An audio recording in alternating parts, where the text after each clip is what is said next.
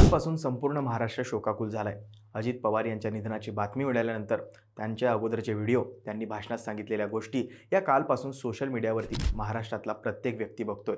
काळाचे बोलावणे आले की प्रत्येकाला जावे लागते, असे अजित पवार यांनी काही दिवसांपूर्वी त्यांच्या भाषणामध्ये म्हटलं होतं. माझे हातपाय चालतायत तिथपर्यंत तुमचं भलंच करेल, असंही ते कायम म्हणायचे. पण राजकारणाच्या या सर्व धावपळीमध्ये काळाने त्यांच्यावरती हा केलेला पहिला अपघात नव्हता. या अगोदरही 2 वेळेस अजितदादांसोबत जीवघेणे अपघात झाले होते आणि सुदैवाने त्यावेळेस ते बचावले होते. पहिली घटना 14 जानेवारी 2023ला पुण्यामध्ये घडली होती. इमारतीची पाहणी करायला गेले असता 4थ्या मजल्यावरून लिफ्ट ही खूप वेगाने तळमजल्यावर खाली आली होती. दादा आणि सहकारी हे थोडक्यामध्ये बचावले होते.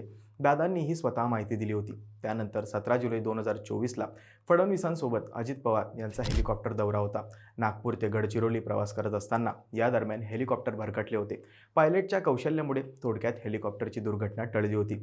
मागची काहीतरी पुण्याई होती म्हणून आम्ही बचावलो. दुर्घटनेनंतर दादांनी ही माहिती दिली होती. त्यानंतर 28 जानेवारी 2026 प्रचारासाठी मुंबईहून दादांच्या विमानाचे टेक ऑफ 8:46 लँडिंगच्या काही मिनिटं आधी दृश्यमानता कमी असल्याने विमानाचा अपघात झाला.